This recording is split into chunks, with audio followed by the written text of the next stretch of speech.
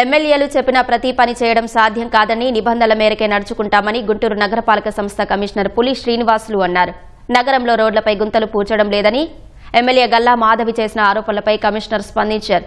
వర్షాల కారణంగా దెబ్బతిన్న రోడ్ల మరమ్మతుల కోసం కార్పొరేషన్ నిధులు వెచ్చించేందుకు కౌన్సిల్ తీర్మానం చేసి ప్రభుత్వానికి పంపించినట్లు చెప్పారు. నగరంలో ఉన్న R&B రోడ్స్ మొత్తం కూడా నగరపాలక సంస్థ టేకప్ చేసి వాటిని మెయింటెనెన్స్ కానీ తర్వాత ఎక్కడైనా పాడైపోయిన రోడ్లు రిపేర్స్ కానీ చేయాలనే ఉద్దేశంతో లాస్ట్ కౌన్సిల్లో ఒక రిజల్యూషన్ పాస్ చేసుకొని ఆ రిజల్యూషన్ని మనము గౌరవ కలెక్టర్ గారి ద్వారా ప్రభుత్వానికి ఒక నివేదిక కూడా పంపించాం. పాజిటివ్ ఆర్డర్స్ వస్తేనే ఎక్స్పెక్ట్ చేస్తున్నాం.